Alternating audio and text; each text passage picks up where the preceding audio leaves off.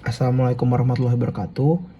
Perkenalkan, nama saya Muhammad Al-Fatih dengan NPM 22120111565. Pada video ini, saya ingin memaparkan hasil kajian hukum saya mengenai klausul pembebanan biaya tambahan dalam perjanjian leasing.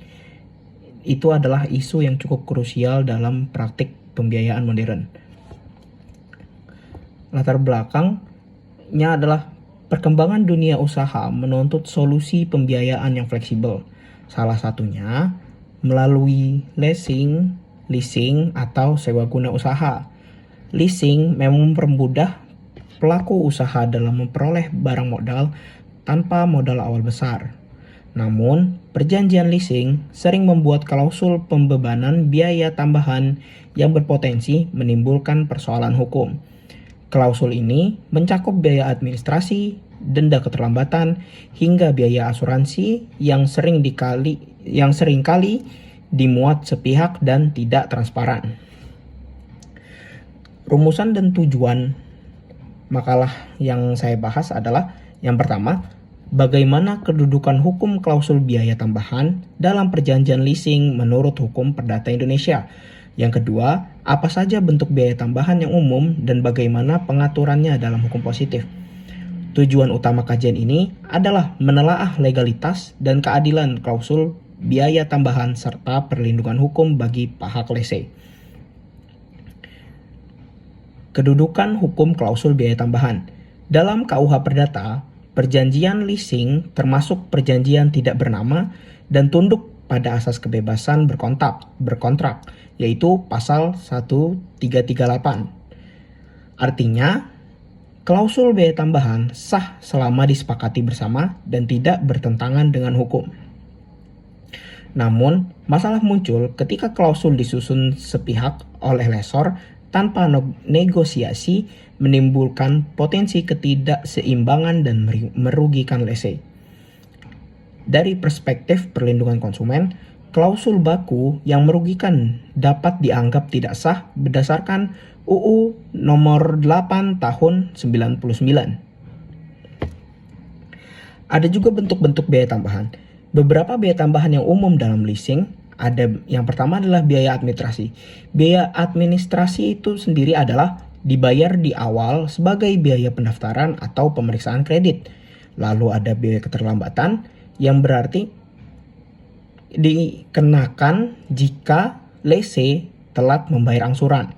Ada juga biaya perawatan yang dibebankan untuk pemeliharaan barang sewaan. Lalu ada juga yang terakhir adalah biaya asuransi yang melindungi barang leasing dari kerusakan atau kehilangan.